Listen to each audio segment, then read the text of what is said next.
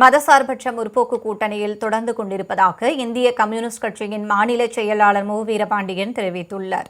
சென்னை தியாகராய நகரில் உள்ள இந்திய கம்யூனிஸ்ட் கட்சியின் மாநில தலைமை அலுவலகத்தில் அக்கட்சியின் மாநில செயலாளர் வீரபாண்டியன் உள்ளிட்ட நிர்வாகிகளை காங்கிரஸ் மூத்த தலைவர் ப. சிதம்பரம் மரியாதை நிமித்தமாக சந்தித்தார்.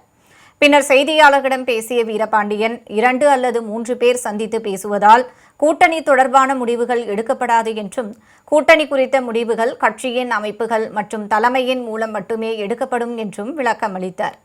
தேசிய அளவில் இந்தியா கூட்டணியிலும் தமிழ்நாடு அளவில் மதசார்பற்ற முற்போக்கு கூட்டணியிலும் தொடர்ந்து வருவதாக அவர் தெரிவித்தார்.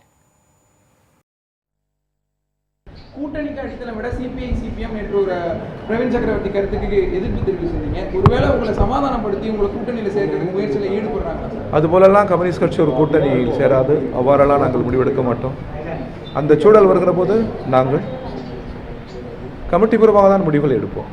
ஒரு 2 பேர் 3 பேர் பேசி அந்த முடிவெல்லாம் எடுக்க மாட்டோம். இப்பொழுது நாங்கள் மதசார்பற்ற முற்போக்கு கூட்டணியில் இருக்கிறோம். அது உங்களுக்கு தெரியும். அங்கிருந்து தான் தாவேகாவுக்கு ஆதரவு அளிக்கிறோம். நாங்கள் அந்த கூட்டணியிலிருந்து வெற்றி பெற்று தான் ஆதரவை அளிக்கிறோம். நாளை மறுதினம் உள்ளாட்சி தேர்தல், சட்டமன்ற தேர்தல், நாடாளுமன்ற தேர்தல் என்பதெல்லாம் நாளை சிந்திப்பது. இப்பொழுது தாவேகா நல்லாட்சி தர வேண்டும், கொடுத்த வாக்குறுதிகளை நிறைவேற்ற வேண்டும். வெளியிலிருந்து நாங்கள் ஆதரவு அளிக்கிறோம். அவ்வளவுதான்.